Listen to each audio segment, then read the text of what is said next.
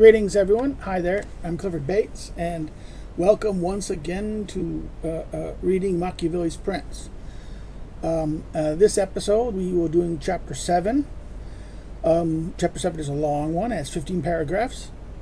The title of it is The New Principate, which are by the arms of others and by fortune acquired. Thus, if the previous was, in previous chapter, we talked about new principates by acquired because of your virtue, your own arms and in your virtue. Here we're talking about a principate that is conquered by fortune. If in the last chapter we talked about the great discussion of imitating the great captains, we will see how this goes. Let's start off reading. Those who are private men and become princes only by fortune, they do so with little toil, but with much toil do they maintain themselves. And they do not have any difficulties on the way because they fly there, But all the difficulties arise after they are placed, period. So he's saying what? It's easy to get because you flew there. This happened to you. Luck. Or someone gave it to you. Again, it was, if it's done by others, it's easy to get. Problems goes once you got it. Okay. And next sentence. And of such kind are those who are given a state, given a state, either because of money or because of the grace of him who gives it. Full colon. Now, the grace, it's a gift. He said the grace of who gives it. So it was given because of money. You bought it in that sense, or someone gave it to you. Someone powerful, or someone that had the ability to give it to you. It goes here, as happened to many in Greece, in the cities of Iona and the Hellespont, where princes were made by Darius, so that they might keep the state for his security and glory, as was done again by those emperors who from private station attained the imperium by corruption of the soldiers. Now, he talks here about that Roman Empire, about the corruption of the soldiers. The soldiers, they were easily able to buy the emperorship. So, either because the king or the emperor wants you to do something, or you're able to corrupt the emperor or the soldiers or people with the power who can make you great. In other words, this is what he's saying. These simply stand on the will and the fortune of him who has granted it to them. Okay, semicolon. In other words, everything is about the whim of those. Whim and the fortune of those who grant it to the person, you want to be prince, right? But, repeating, this is not after the semicolon, but those two things are most volatile and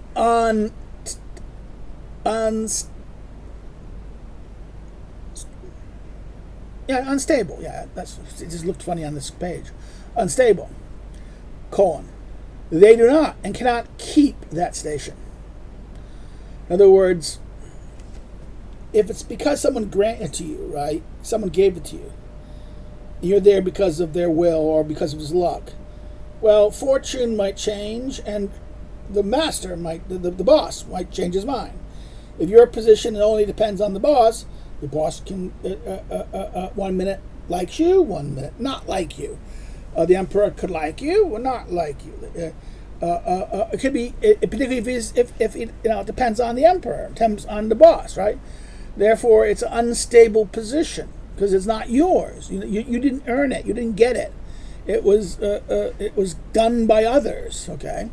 And they who did it might change their mind. No longer think you're useful, okay? So they do not, because unless a man of great intelligence and virtue, it is not reasonable to expect that he should know how to command, having always lived the private fortune. They cannot, because they do not have the force which could be faithful and friendly to them. Now, what he says here, if you've just been a private person, private thing, and not really exercised the life of the public sphere, or things of power and the things of you don't understand these things. You don't have any. In other words, you don't necessarily, unless you have great intelligence and great virtue. He says, you're not going to know how to command, to compel, to force. Therefore, they won't. You won't. You just won't know. Now he says they cannot. I'll repeat that line. He says they don't know how to command, comma, having lived in a private, have lived in private fortune. They cannot, because they do not have the forces which could be faithful and friendly to them. In other words, they have not been able to generate, because they have not generated people, the forces, people who are faithful and friendly to them. In other words, the resources, the men, the power, these things, their own arms, those own, soldiers and people willing to that are theirs. Okay, people, there's not even war soldiers.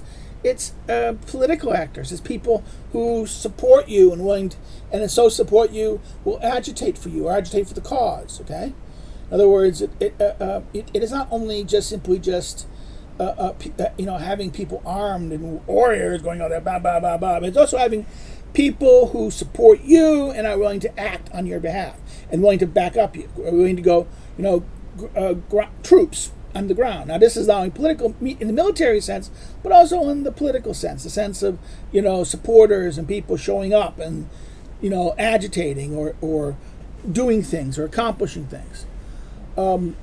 This is what he says there. Now, and unless you have those things who are faithful and friendly to you, you're not going to, if you're relying on the big guy up there or something like, luck, that you get your power, and you have not used your intelligence, your virtue, in order so that you generate people loyal to you and are able to help you when the time comes to be able to maintain things or solve problems, then it's not going to work. And he goes, moreover, states that immediately come to one, like all the other things of nature that are born and grow quickly, cannot establish their roots with all the corresponding branches. In such a mode, the first adverse weather extinguish them, unless, as has been said, those who suddenly become princes are already of equal virtue to which fortune has thrown in their laps, and they know how immediately to prepare themselves to preserve it.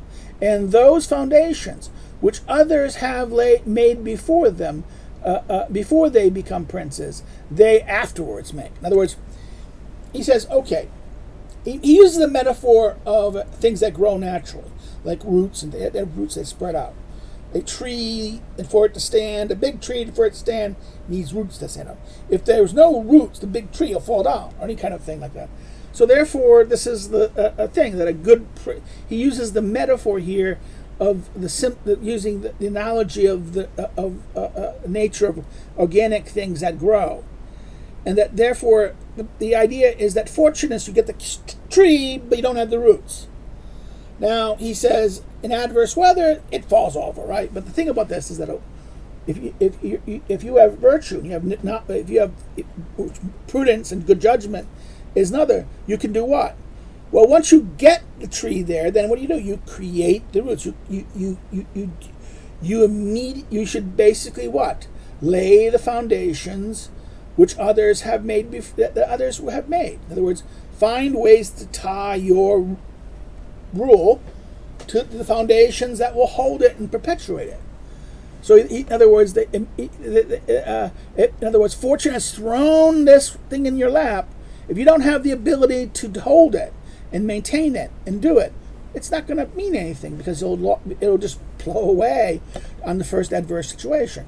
So therefore, like the other time, in other words, remember, it's the combination, he said this last chapter, it's the combination that virtue at best offers the great people occasions. Virtue at best is only the occasion, it's not the gift itself.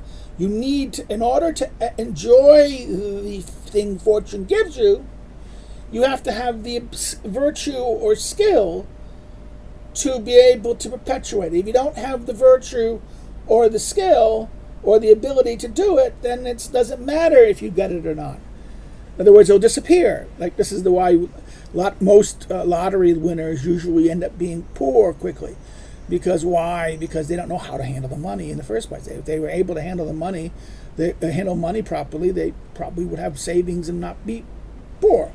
But most people can't, and therefore, once they get all this money, they engage in their same strategies, but on a larger scale, and they go bankrupt.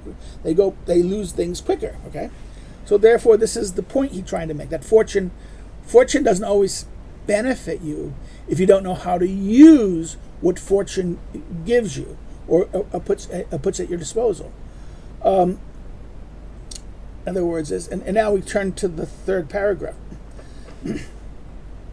I wish with regard to these two said modes of becoming a prince, either by virtue or by fortune, to adduce two examples within living memory. Francisco Borgia and Cesare Borgia. Okay. Francisco, by proper means and with all his own great virtue, became Duke of Milan from a private station, and that which he had with 1,000 pains acquired, which he with little toil maintained. On the other hand, Cesare Borgia, whom the vulgar called Duke Valentino, acquired the state with his father's fortune. Now his father, remember this is Pope Alexander, okay? And with the same he lost it. In other words, when his father died and the new pope came, he lost it. The new pope took it away from them, okay?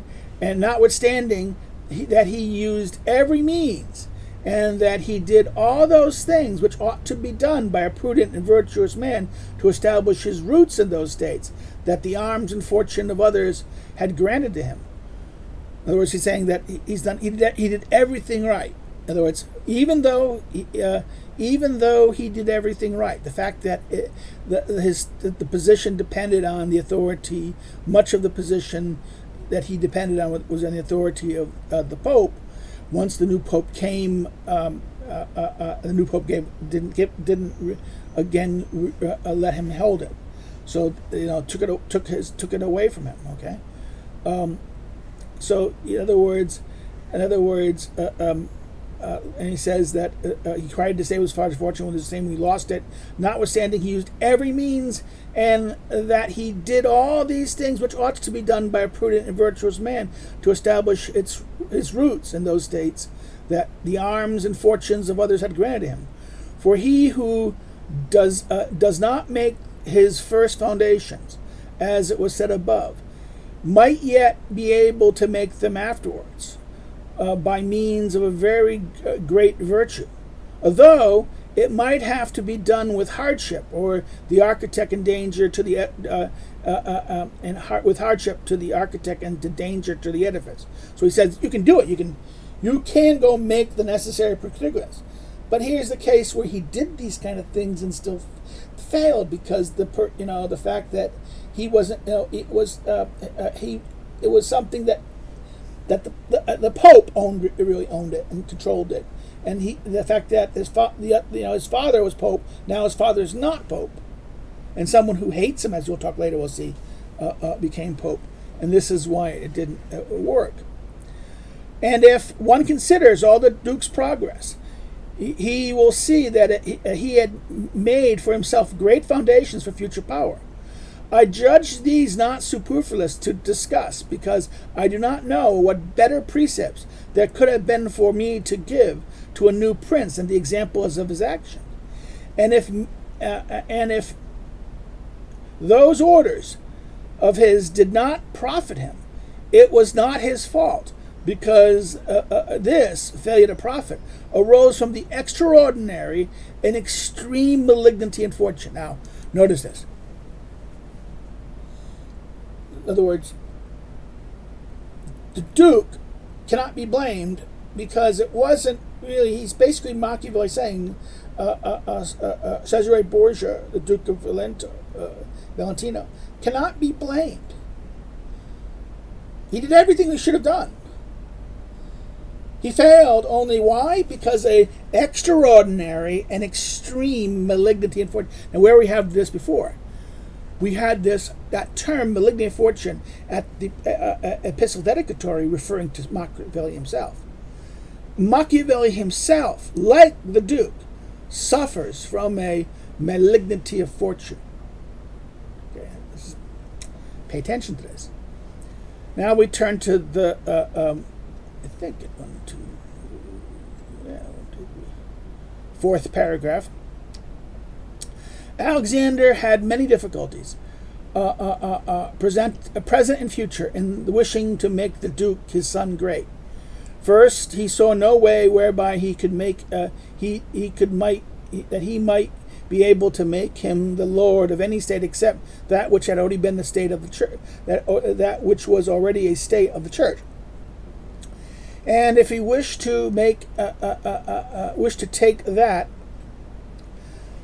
take that which belonged to the church, he knew that the Duke of Milan and the Venetians would never consent to it, because Faenza and Rimini were already under the protection of the Venetians. Besides, he saw that the arms of Italy, and particularly those which could have served him, were in the hands of those who had cause to fear the greatness of the Pope, and therefore he could not trust them. All of these arms were in the hands of the Orsini and the Colonnas and their followers. Now, this is a footnote 7. This is an important note to pay attention to, because this is, again, talking about the Papal States, right? The Orsini and the Colonnas are two greatest families in the Roman nobility. In other words, they're part of the Roman establishment, Roman nobility. Had struggled with each other for over 2 centuries for the control of Rome and the papacy. The Orsini had been the enemies of the Borgias from the beginning, and the war against them was waged by Alexander in 1496 to 1497. Now, he talks about this on footnote earlier. The previous footnote in this thing was the Papal States in the 15th century included the Western and Central Italy,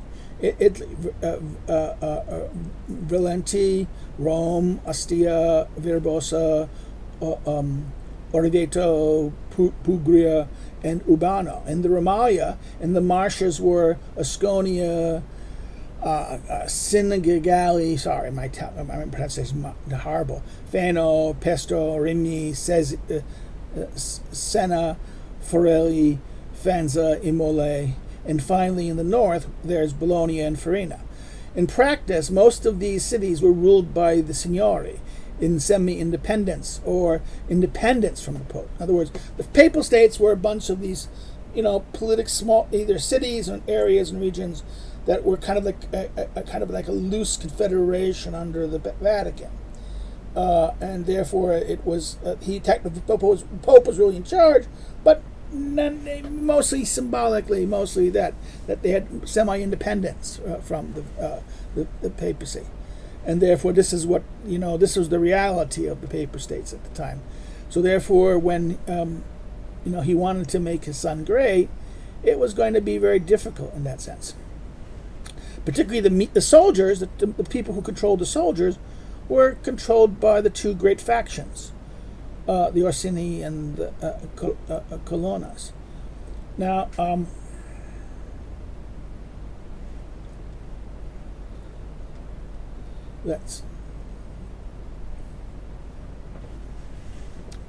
in other words, and their followers. It was necessary then, if he upset these orders and that he put into disorder all the states of all those that he might in security become lord of a part of them. In other words, he would have to destabilize the situation order of that. This was easy. For he found that the Venetians, moved by other courses, had decided to let the French enter Italy again, which entrance he not only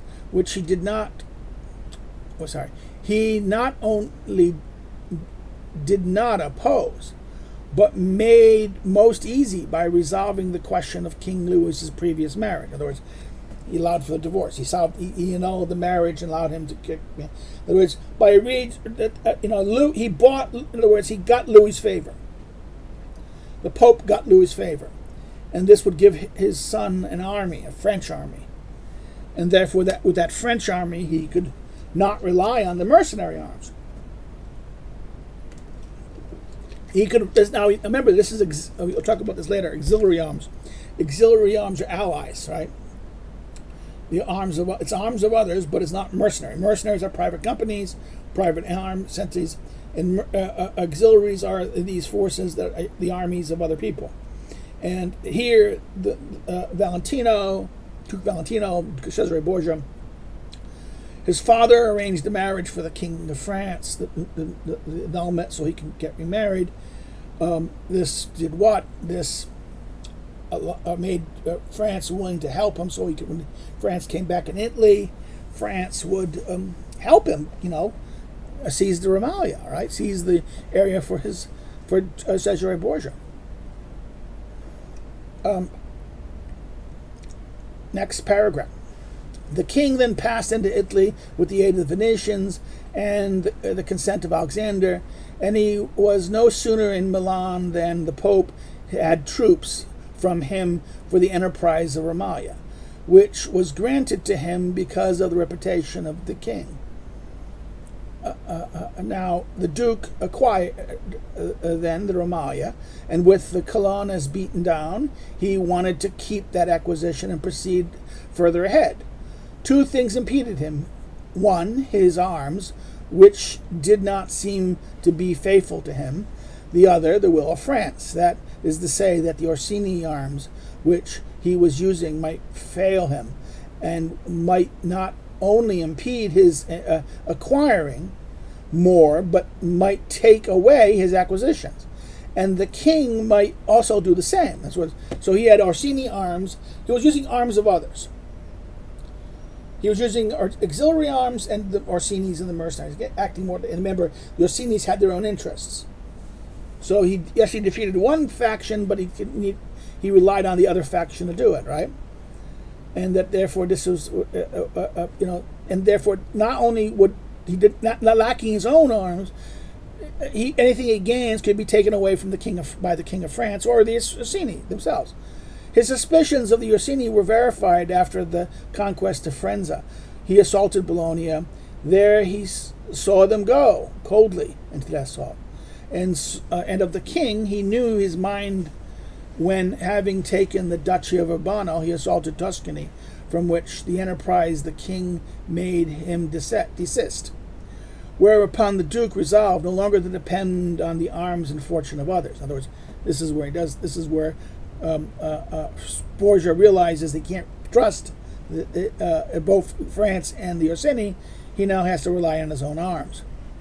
First, he weakened the Orsinian coalition factions of Rome, for he gained all their adherents who were of the Roman nobility by making them his gentlemen and paying them large allowances, and he honored them by according to their qualities, with command and ministries, in the such mode that within a few months their affections for their factions were quite extinguished in their minds, and all were turned to the Duke. Afterwards, he waited for an occasion to extinguish the chieftain of the Ursili, having already dispersed the house of Colonnas. A good one came to him, and he used it even better. In other words, he waited for an occasion. A good one came. He used it to eliminate his rival. Okay. For the Orsini, perceiving too late that the Duke's greatness and that of the Church was their ruin, called a diet at Metagone in Perugia, whence arose the rebellion at Urbano and the tumult of the Romagna and infinite dangers for the Duke, all of which he overcame with the aid of the French. In other words, he was able to accomplish overcame it with the French help. And having regained his reputation, trusting neither the French nor the outside forces, so he did not need to test them, he turned to deception. And he knew so well how to dissimulate his mind that the Orsinis themselves, through Signor Polo, were reconciled to him. The Duke forgot not one reason or duty of his office in attempting to assure Signor Polo, giving his money, clothes, horses, such that their simplicity conducted them to Sinagilia into his hands. Having thus extinguished those chieftains and reduced their partisans into his friends, the Duke sufficiently had a range of good foundations for his power, having all the Romalia within the Duchy of Urbano, but principally he appeared to have acquired the friendship of the Romalia, having to him all its people as they had begun to taste the good that was to be there. In other words, he got the people of the Romalia to. In other words, he brought order. In other words, he brought order in his rule. In other words, the people of Romalia came to see him as their benefactor in that sense, and therefore he brought good, and they tasted it, and they said, "Okay, we want more." Okay. Now this is the great innovation, right? And because of this, because this part is worthy of notice and an imitation of others, I do not want to omit it. The Duke, having taken the Romalia, found it in command of impotent lords who had been quicker to despoil their subjects than to correct them. In other words, to steal from them rather than to make them better. Okay, to correct them and punish them to make them better. They just simply took them and robbed them. Took their goods and services, but let them do what they want. Whereas they didn't correct them, change their behavior, moderate them, give them law. They just rather just use them in that sense, to despoil them than their subjects to correct them. And who gave them matters for disunion, not union. In other words, their actions caused them always to be in strife with each other. So therefore, they never unified. In fact, it's easy to rob people. If you want to basically rob them and not govern them correctly, then let them be disunion. Let them fight among themselves, and that way you can just keep control of them better.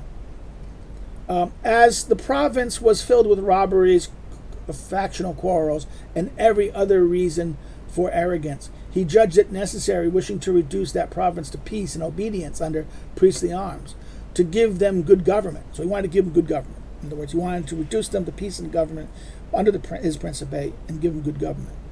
So that he placed there Missa Rimarco Diorco.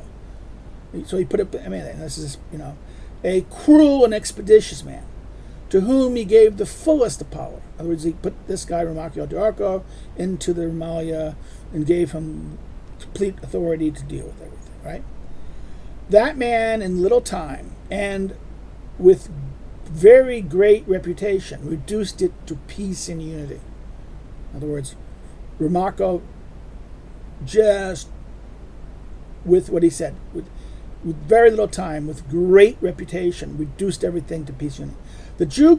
The Duke then judged that such excessive authority was not necessary, because he had no doubt that it would arouse hatred. And he set up a civil judiciary in which every city had its own advocate in the midst of that province, which a most excellent president. In other words, he all of a sudden created a situation of judiciary and judicial control, which would have, in other words, he thought that, the excessiveness of Diorco's rule, the cruelty and the excessiveness of this, was still too much. You know that it was going to cause hatred. So he immediately created legal institutions to kind of ensure that he didn't have to rely on allow people's disputes to be resolved through these process. And he says it was excellent. It was a civil judiciary in which every city had its own advocate in the midst of that province, which the most excellent president. Right? And because he knew that the past severities had generated some hatred, in order to purge the mind of that people and to gain them all to himself, he wished to show that any cruelty had been done, it had not come from him, but the harsh nature of his minister. And he found an occasion. He had him placed one morning in the Piazza of Cieza in two pieces, with a piece of wood and a bloody knife alongside. Okay, this is the example. And the ferocity and the spectacle left the people at the same time satisfied and stupefied. This is a great line. Satisfied. In other words, the spectacle of the body cut in two with a bloody knife and the bloody stick. He says that he's cut in two. He's cut in two pieces. Okay? Straight down. Okay. cut in two pieces, and that and the bloody a piece of wood and a bloody knife is left on in the piazza. And so therefore, this is what he does. He did this. Why? He did this because if the people are angry, he didn't want the people being angry at him, so he solved the problem. The person the people were angry at because how ruthless he was. Now, who benefits? Now, Cesare benefits, but he benefits double for it. He benefits from in other words, Diorco's effectiveness, but at the same time, Diorco's effectiveness had had some negatives. That negatives were what? Hatred. Some people got angry. The victims and their friends may be angry at him. Now, by taking out him now, okay, he's gone, but he was badass. Who took out a badass? In other words, it emphasizes Cesare's power in that sense, that he's more powerful than he. And therefore, wait a minute, and what is he doing? He's trying to get things right. So therefore, he's better than him. Okay, but also he's more powerful than him. See, that's the psychology that's going on here. And this is a good lesson. This is a good lesson. Don't do the bet. If you have to do the dirt, don't do the dirty work yourself. Have someone else do the dirty work that you can get rid of. Why? Because this way, it shows that you're more powerful than the people doing the dirty work, and therefore they fear that you got rid of them. They understand that this is the logic of how people will react. The people will see that, oh my God, they'll say, oh, you took out this guy. Okay, that's great, but he's more. But that guy was powerful. So, understand, there's a great psychology here that you should pay attention. This is why business people do this all the time. When they fire people and they hire outside people to come up, and they can say, oh no, not.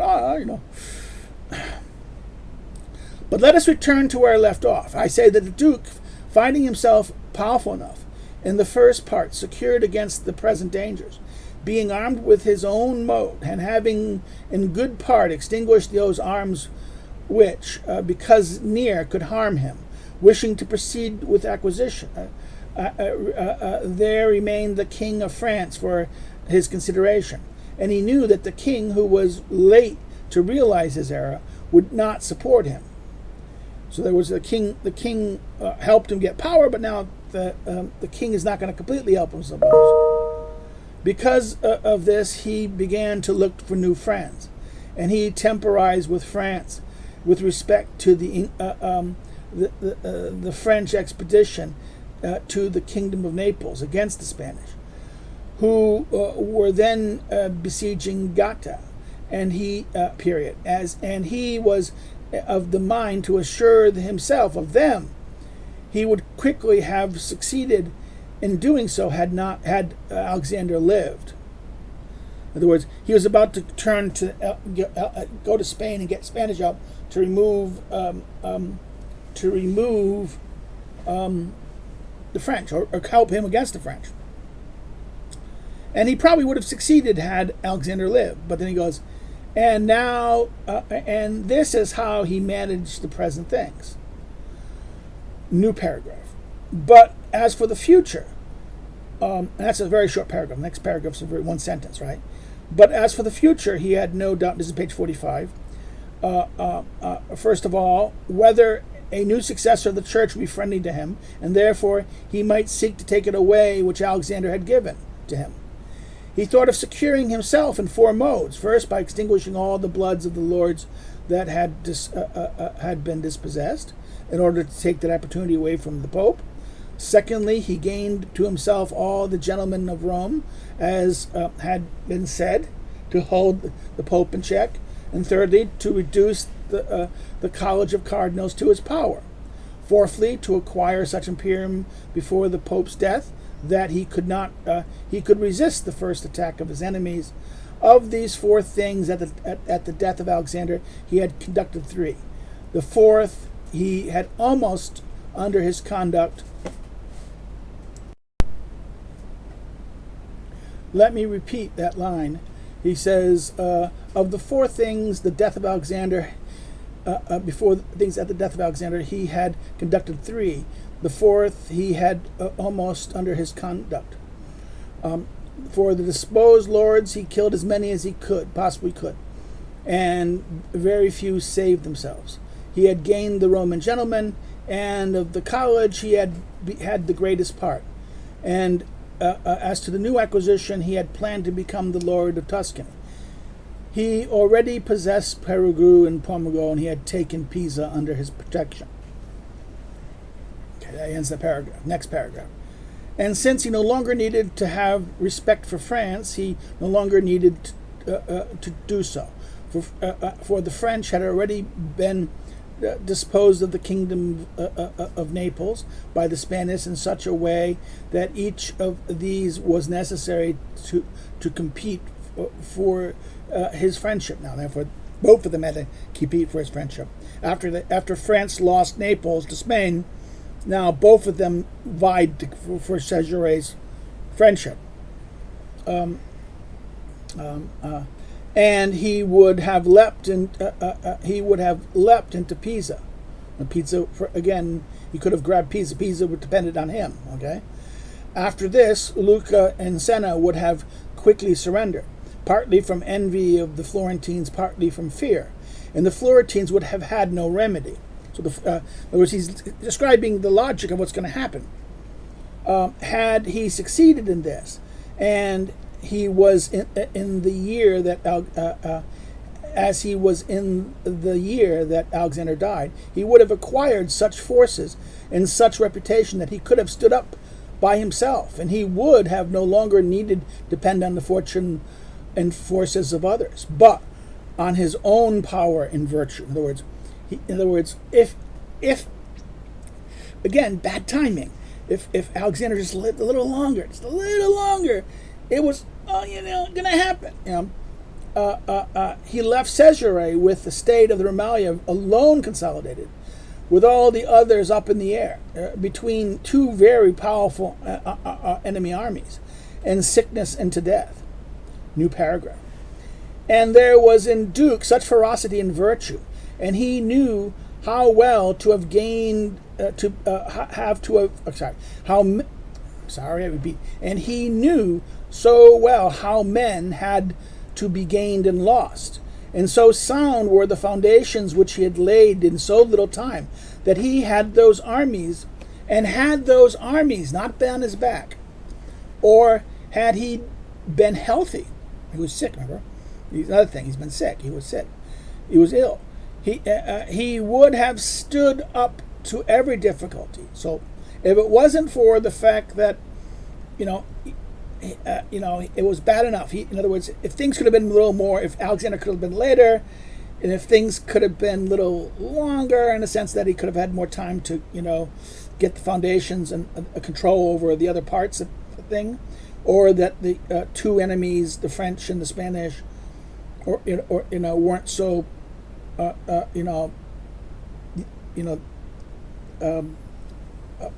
on his back. The enemies were not on his back, and that he was not ill. That's another thing. He was not ill. He would have stood up to every difficulty. And one can see that his foundations were well laid, for the Romagna waited for him more than a month. In Rome, though but half alive, he was safe. Though the Bologna and Vitilli and the Orsili came to Rome, none followed against him.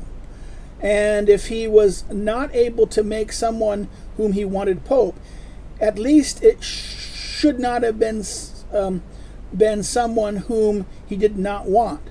But if he had been healthy on the death of Alexander, everything would have been easy for him. And he told me on the day that Julius became pope that he thought on all which could have arisen from his father's death, and that he might had found a remedy for everything, except that he had not thought that when his father was up to the point of death, he would also be close to death. In other words, the Duke talked to him, saying that if he thought of everything but his father, he didn't think of his own. Therefore, the Duke himself is thinking that his own health was the problem. Julius becomes pope. Now, summing up the actions of the Duke, I would not know how to find fault with him. On the contrary, it seems to me he ought to be set up, as I have done, to be imitated by all those who, by fortune and by arms of others, have ascended to imperium. Now, remember, he's saying that he's kind of put him as the ideal of someone who's come to the imperium by fortune, right? He's like, the model. If Sforza is the model through virtue, now that's an interesting case there, of his virtue in his own arms, Borgia, Cesare Borgia is the opposite, from fortune, right? And he's kind of given him in his example, right? This is the thing that he did everything well, but still he failed in that sense. For having a great mind and high intentions, he could not have governed otherwise, and only had the brief life of Alexander and his own illness thwarted his plans. Whosoever then judges it necessary in his new principate to assure himself of his enemies, to gain himself friends, to conquer either by force or by fraud, to make himself loved and feared by the people, followed and revered by the soldiers, to extinguish those who can and must harm you, and to innovate ancient orders with new ones, to be severe and gracious, magnanimous and liberal, and to extinguish the unfaithful militia, and to create one to maintain friendship of kings and princes in such a mode that they must benefit you graciously or offend you with respect. One cannot find a fresher example than the actions of this man. In other words, Machiavelli makes it clear that Cesare did everything right, but it sounds like it's only because of fortune, right? We'll see. No. If one can accuse him of only of creating Julius Pontiff. This is the real mistake, not the illness, the mistake, in which he made a bad choice. For, as had been said, being unable to be pope in his own mode, he could have made anyone from being. He could have kept anyone from being pope. And in other words, he had enough votes to block anyone in the College of Cardinals. So he could block someone. He couldn't be. His faction wasn't big enough to get him pope, but he could block anyone. So he could make another pope, but not himself. So he could block those he didn't want, right? And he says, made pope, semicolon. And this is page 48, second line. He should never have consented to the papacy of those cardinals whom he have harmed, or whom, once made pope, would have cause to fear him. In other words, remember that thing you said earlier about, there's a danger of once you make someone powerful, they that they will they resent it. Okay. And here is that two things. If you've hurt someone in the past, they're going to want revenge. Even if you do great things to them, they won't forget. Okay? And Julius is the case of someone and I think, Julius is the perfect example of someone he sent Pedro ad Vincola. He was someone that the Pope, he and Alexander had harmed, did something to. And because of that, I don't forget slights. People don't forget slights, particularly now. He's powerful and doesn't, once in power, he now looks at you saying, I can take my revenge on you. And that would happen in that sense. So here it goes. In other words, two things. Who come to fear him. In other words, those who have you should not do is those who you've harmed in the past, and someone who could fear you. For men do harm either from fear or from hate. This is a maximum. People do harm for fear or hate. Fear and hate. I will harm you. I will do violence to you if I fear you or I hate you. Okay? That's very important. That's why hatred is avoided. Being feared is one thing, but being hated. So therefore, from fear and hatred. Okay, even fear is bad, but hatred is worse. Those whom he had offended, among others, were San Pietro da Vincula, Colina, San Giorgio, and Ascanio. All of the others, except the others, once they made pope, would have to cause to fear him, except Roland, the French archbishop and now cardinal, and the Spanish archbishops. The latter because their relation to him and their obligations, the former because of the power having conjoined with him the King of France. In other words, because of the relationship between Roland and the King of France. So therefore, those two didn't fear him. But this is the case. So therefore, if he did the Spanish or the others, he would not have been feared, but the other ones would have feared him. Okay, so therefore, once they made pope, would have cause to fear, and all the others once they became. So all the other people, the only people that were really safe for him was Roland and one of the Spanish. Okay, and all the former because they were conjoined with him and the king of Spain. Okay, that's again Roland. Therefore, the Duke, before anything else, ought to have made a Spaniard a pope, and not being able to do so, he ought to have consented to Roland being made pope, and not San Pietro ad Vincula. And whoever believes that great personages are made to forget old injuries by the benefits, by new benefits, this is another line, deceives himself. This is another. So if he said, men do harm from either fear or from hatred, he has another one. Whoever believes great people are able to forget old injuries by new benefits, deceive themselves. Okay?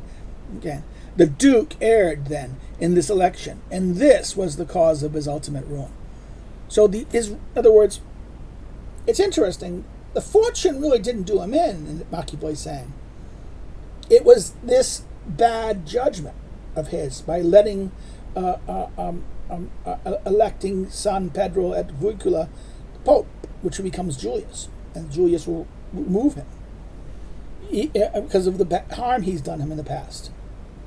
And therefore, again, this is the great don't forget. And you deceive yourself believing that the great will forget if I do you this benefit. No. So therefore, this is where we end up. Again, we've had our lesson here. This is the talk here. If you liked any of this, please like this video and share it. If you have any comments, please make the comments below. And again, if you like what I do and like more, please subscribe. And you can always go to my social media and say something about what you would like to see. Okay, well, take care and bye bye.